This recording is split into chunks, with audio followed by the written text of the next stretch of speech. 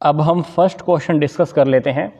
निम्नलिखित में से कौन सा कैटल द्वारा प्रतिपादित व्यक्तित्व के गत्यात्मक विशेषक का प्रकार नहीं है? अभिवृत्ति, तीव्र इच्छा, स्थायी भाव या रूढ़िवादी।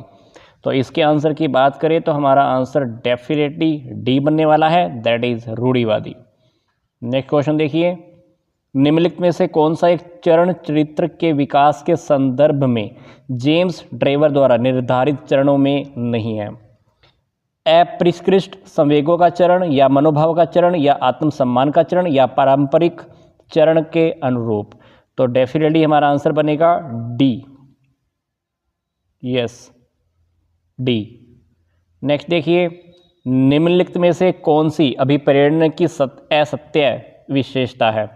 अभिप्रेरण में व्यक्ति का व्यवहार लक्षणोन्मुखी होता है या अभिप्रेरित व्यवहार निरंतरता करता है या अभिप्रेरित व्यवहार की प्रकृति कठोर होती है या अभिप्रेरणा मनुष्य में ऊर्जा परिवर्तन करती है।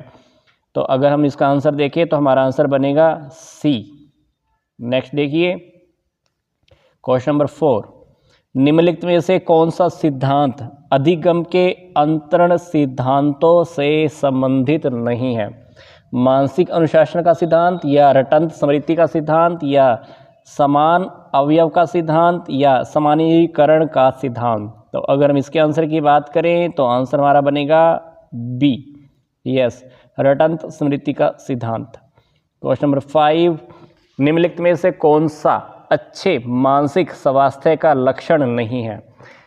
सांवेगिक परिपक्वता, आत्मविश्वास, असहनीयता या आत्म मूल्यांकन की क्षमता। तो हमारा ये बनेगा सी। नेक्स्ट क्वेश्चन देखिए, किस आयु वर्ग के लिए बालक प्रसंग बोध परीक्षण लागू हो सकता है? मतलब CAT 2 से 5, 0 से 4 वर्ष, 16 से 18 वर्ष या 3 ईयर से 10 ईयर्स।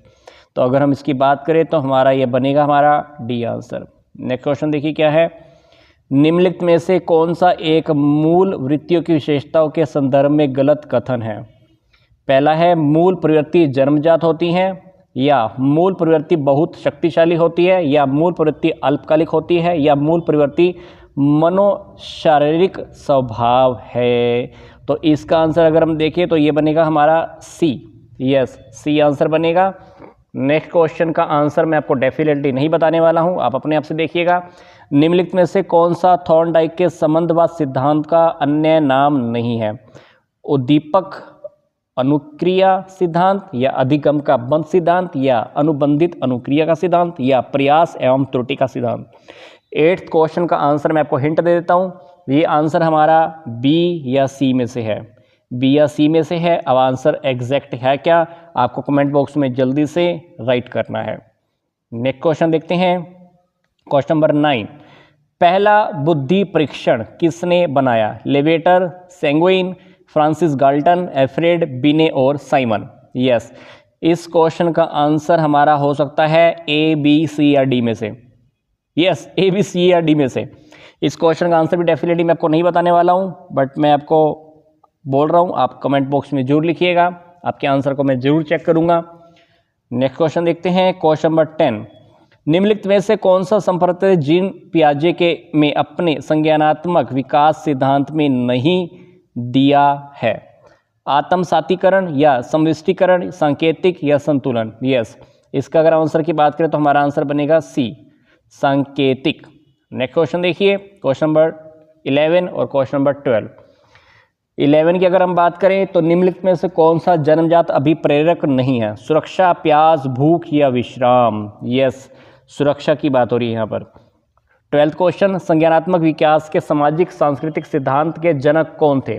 जीन पियाजे, जेरोम ब्रूनर या लेव वाइगोट्स्की या कोहलबर्ग। तो अगर हम 12th क्वेश्चन की बात करें तो डेफिनेटली हमारा बनेगा लेव वाइगोट्स्की। अगर हमारा क्वेश्चन देखिए, क्वेश्चन नंबर हमारा है 13। क्वेश्चन नंबर 13 के अंदर निम्नलिखित में से कौन सा दबी हुई भावनात्मक ऊर्जा को निकालने का सही तरीका नहीं है? यस, भावनात्मक ऊर्जा को निकालने का सही तरीका नहीं है। स्थानापन्न प्रतिक्रिया, विस्थापन, प्रतिगमन या आत्म करुणा। तो अगर हम इस क्वेश्चन की बात करें तो हमारा जो आंसर बनेगा वो बनेगा हमारा आत्म करुणा। नेक्स्ट क्वेश्चन कौन सा है 14।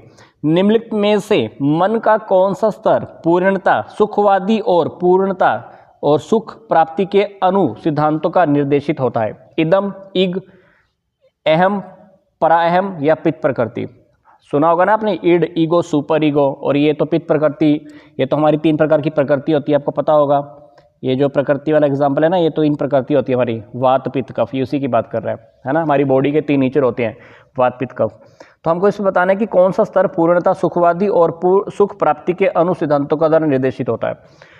तो इस क्वेश्चन के अगर आंसर की बात करें तो डेफिनेटली हमारा ए बनेगा, इदम।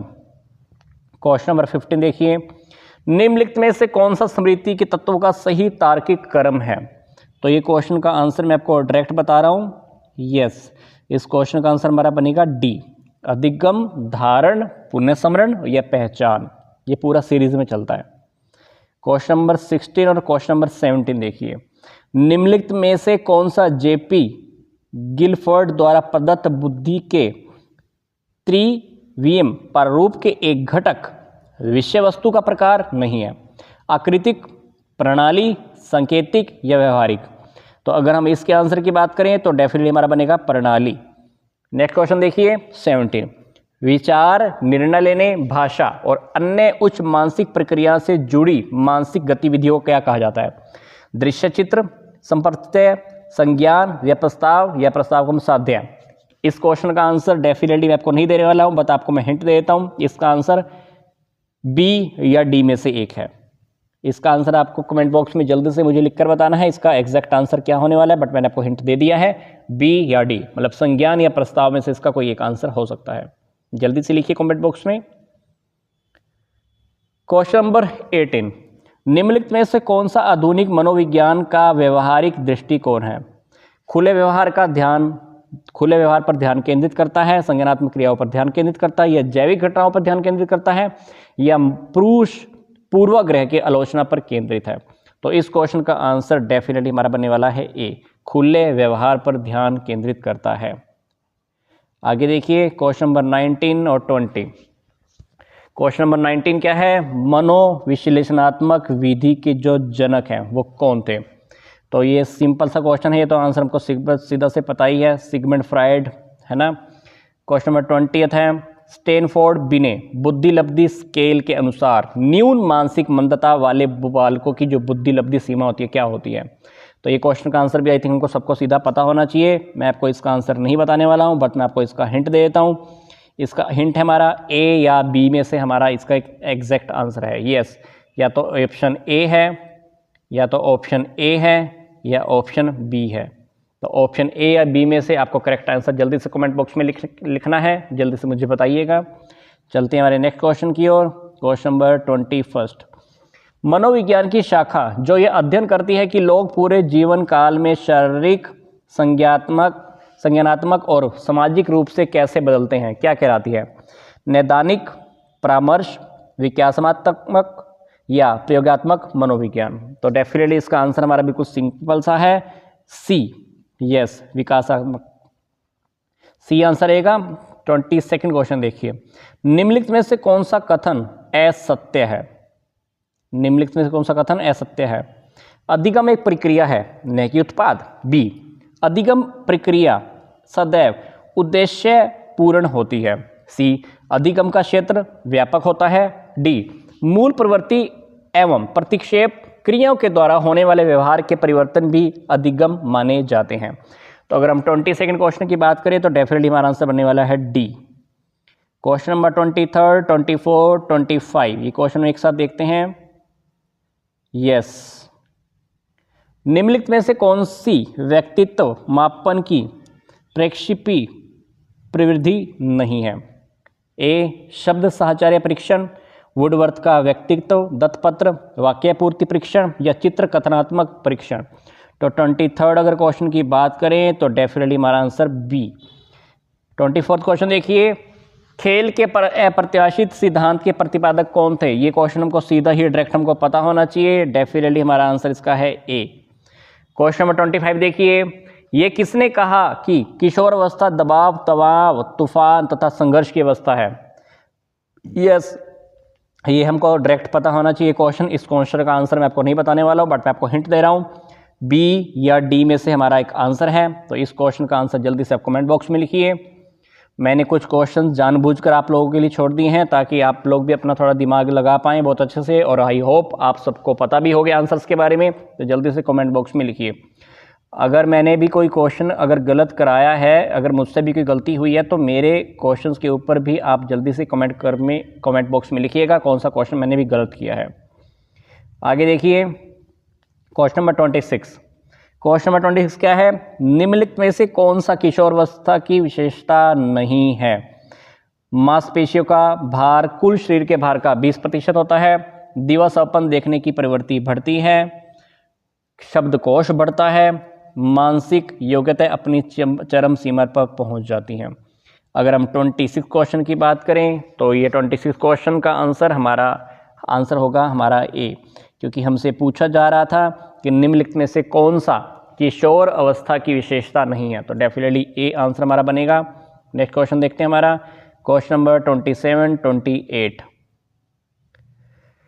27 क्या है? निम्नलिखित में से कौन सी व्यक्तित्व मापन की अप्रत्यक्षेपी तकनीक है? सहचार्य, समझात्मीय, रचना या प्रवृत्ति?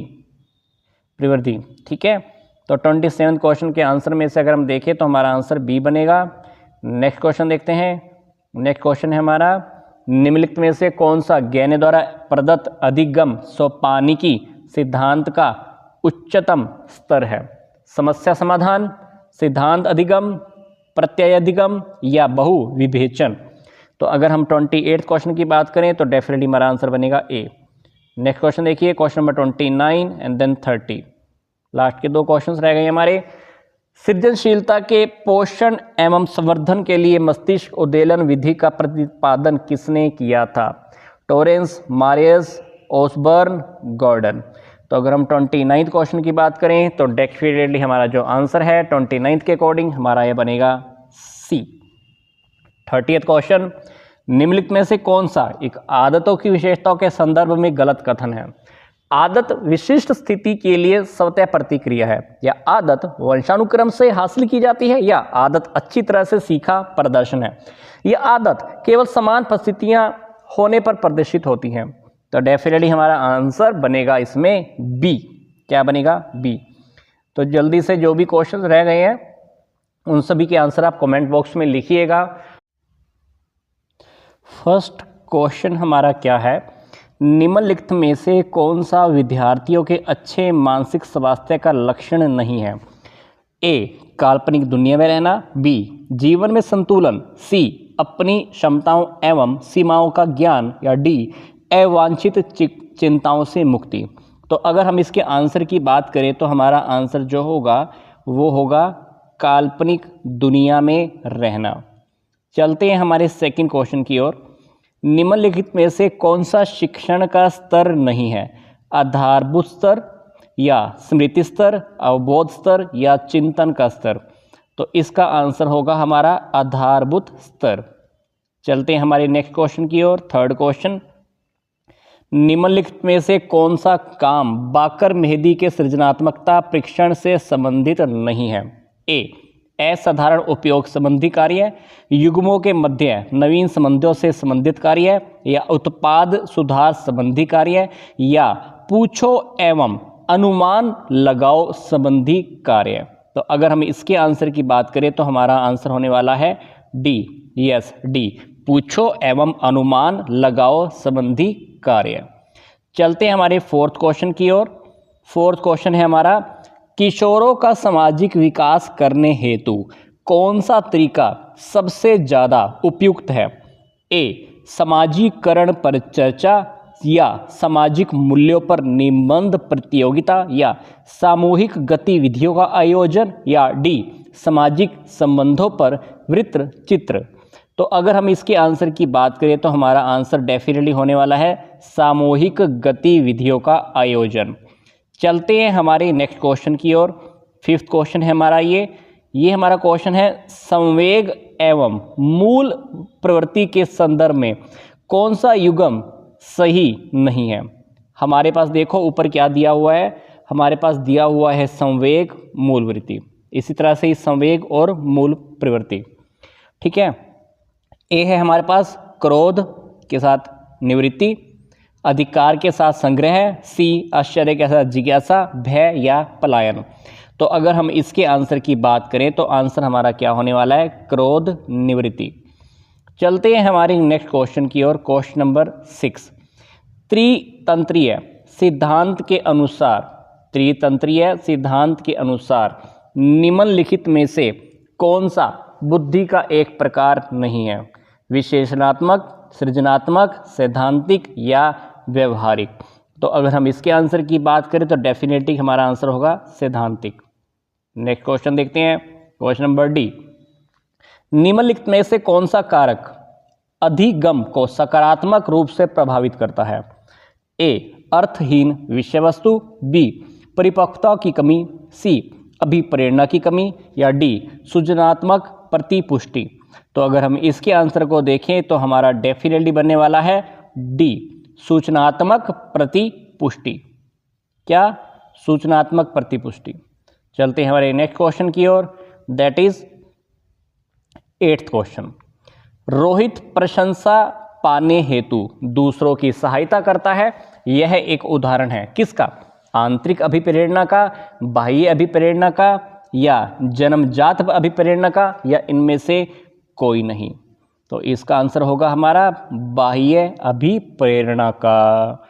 चलते हैं हमारे 9th क्वेश्चन की ओर। एक 15 वर्ष के बालक की बुद्धि लब्धि क्या होगी जबकि उसकी मानसिक आयु 12 है, ए 80, 90, 100 या 110। तो अगर हम इस 9th क्वेश्चन के आंसर की बात करें तो 9th क्वेश्चन का आंसर हमारा होगा ए, मतलब 80। चलते हैं हमारे नेक्स्ट क्वेश्चन की ओर, हमारा 10th क्वेश्चन। जब एक निश्चित संख्या में प्रतिक्रियाओं के बाद ही अधिगमकर्ता को पुनर्बलन प्रदान किया जाता है तो यह किस प्रकार की पुनर्बलन अनुसूची है, निश्चित अनुपात, परिवर्तनशील अनुपात, निश्चित अंतराल या परिवर्तनशील अंतराल। तो अगर हम 10th क्वेश्चन के आंसर की बात करें तो डेफिनेटली हमारा आंसर होगा ए निश्चित अनुपात। चलते हैं हमारे नेक्स्ट क्वेश्चन की ओर, दैट इज 11th क्वेश्चन। व्यक्तित्व आकलन हेतु प्रासंगिक अंतर्बोध परीक्षण किसके द्वारा विकसित किया गया, मरे व मॉर्गन, बेलेक, आइजेंक या आल्पर्ट एंड कैटल। तो अगर हम 11th क्वेश्चन के आंसर की बात करें तो डेफिनेटली हमारा आंसर होगा ए ऑप्शन, यस ए। हमारा नेक्स्ट क्वेश्चन देखते हैं, क्वेश्चन नंबर हमारा 12। स्प्रेंगर का व्यक्तित्व वर्गीकरण व्यक्तित्व आकलन के किस उपागम से संबंधित है, शील गुण, प्रकार या मूल प्रवृत्ति या मनोविश्लेषण। तो अगर हम इस क्वेश्चन के आंसर की बात करें तो हमारा आंसर होगा प्रकार उपागम। क्वेश्चन नंबर नेक्स्ट देखिए 13। विकास जो केंद्र से परिधि की ओर बढ़ता है वो क्या कहलाता है, सिफेलिक कोडल या प्रोक्सिमोडियल स्टल या स्प्रिल या वृत्तीय। तो अगर हम इस क्वेश्चन के आंसर की बात करें तो हमारा आंसर होगा बी। क्या होगा, बी। चलते हैं हमारे नेक्स्ट क्वेश्चन की ओर, क्वेश्चन नंबर 14। व्यक्तित्व अध्ययन की शील गुण विधि के जनक कौन कहे जाते हैं, आलपोर्ट, वुडवर्थ, मैडुगल या आइजेंक। तो अगर हम 14th क्वेश्चन के आंसर की बात करें तो आंसर हमारा क्या है इसका, आलपोर्ट। नेक्स्ट क्वेश्चन देखते हैं, निम्नलिखित में से कौन सा कथन व्यक्तित्व विभिन्नताओं के संदर्भ में सही नहीं है, ए कोई भी दो व्यक्ति संपूर्णतः समान नहीं हो सकते, या व्यक्तित्व विभिन्नताएं अलग अलग क्षेत्रों में संबंधित हो सकती हैं, या विभिन्नता विकास के विभिन्न आयामों को प्रभावित करती हैं, या विभिन्नताएं केवल आनुवंशिकता के कारण उत्पन्न होती हैं। तो डेफिनेटली हमारा आंसर ये डी बनेगा। ये जो व्यक्तित्व या पर्सनैलिटी की जो विभिन्नता होती है ना, केवल आनुवंशिकता के कारण ही उत्पन्न होती हैं। क्वेश्चन नंबर 16 की ओर चलते हैं। क्वेश्चन नंबर 16 है, एक प्रकार का बुद्धि परीक्षण जिसमें प्रश्नों का कठिनाई स्तर क्रमशः बढ़ता है, प्रश्नों का कठिनाई का जो स्तर होता है क्रमशः बढ़ता है तथा समय कारक गौण होता है। तो क्या है? तो शाब्दिक परीक्षण या शक्ति या गति या निष्पादन। तो अगर मैं इसके आंसर की बात करूं तो डेफिनेटली हमारा ये है शक्ति परीक्षण।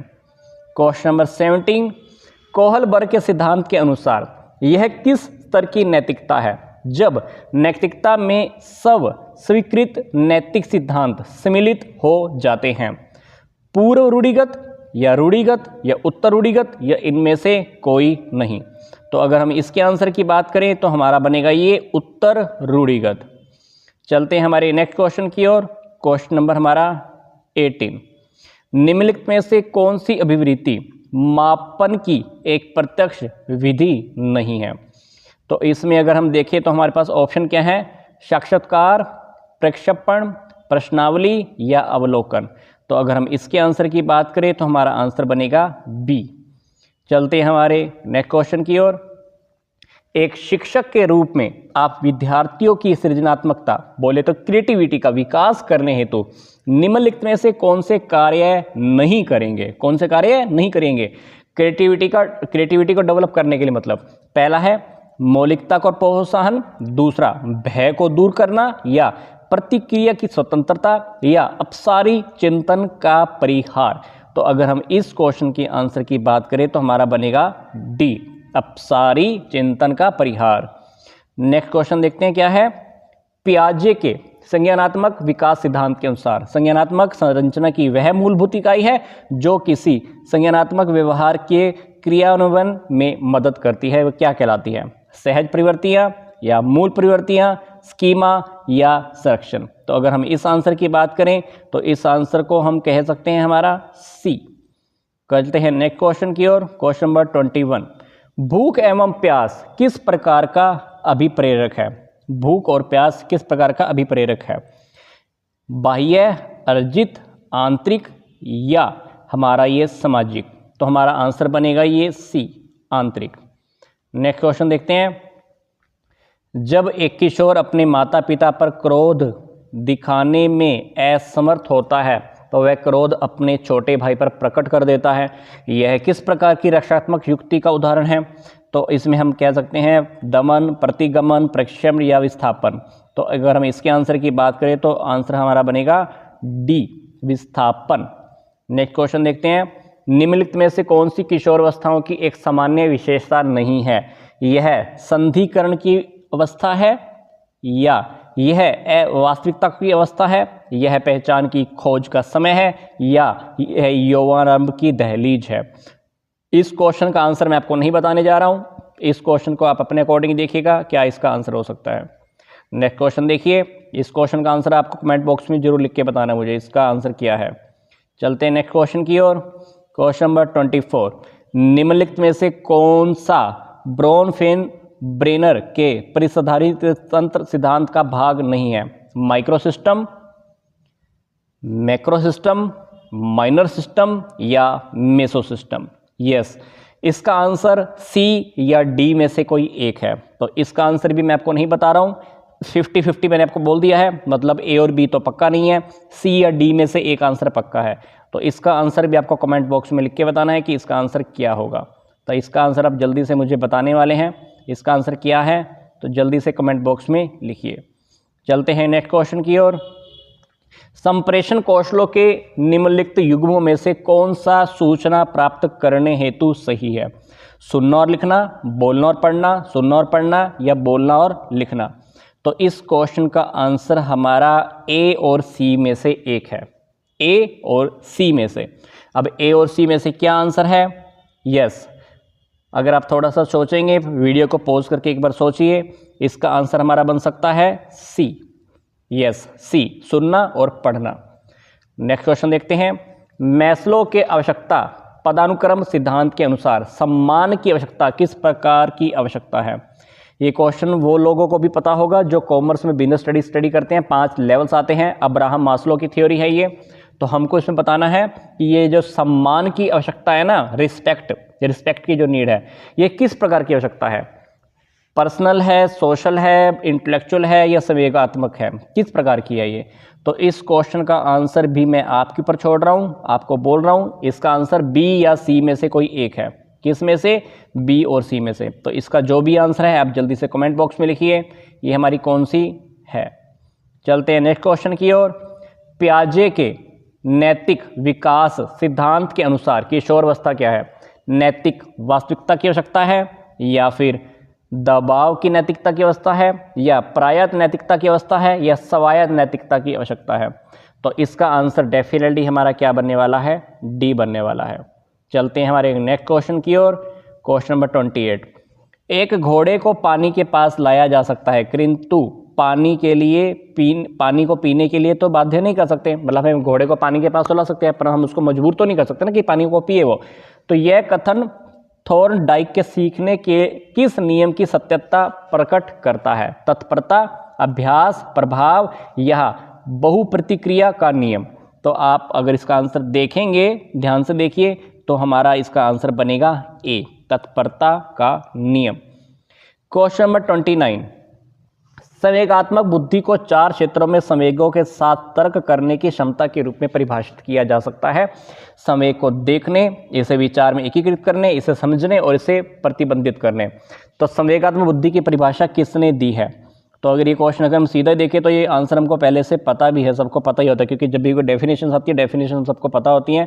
तो ये डेफिनेशन गिवन है मेयर एवं पीटर सेलोवे।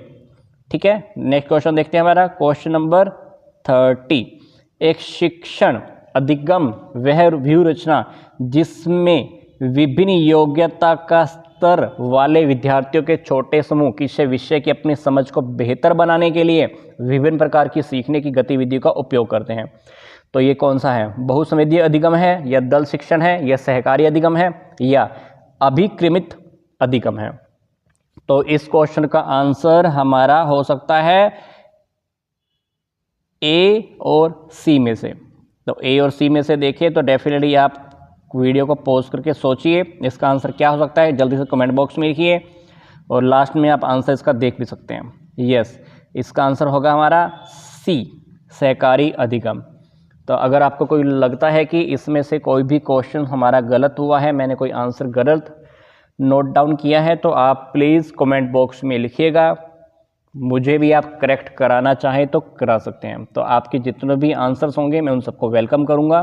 तो जो भी क्वेश्चन है, क्वेरीज हैं, आप कमेंट बॉक्स में ज़रूर लिखिएगा। तो वीडियोस को अपने फ्रेंड्स तक शेयर जरूर कीजिएगा। कहते हैं ना कि ज्ञान बांटने से बढ़ता है, तो वीडियोस आगे से आगे शेयर भी कीजिएगा, चैनल को सब्सक्राइब भी कीजिएगा।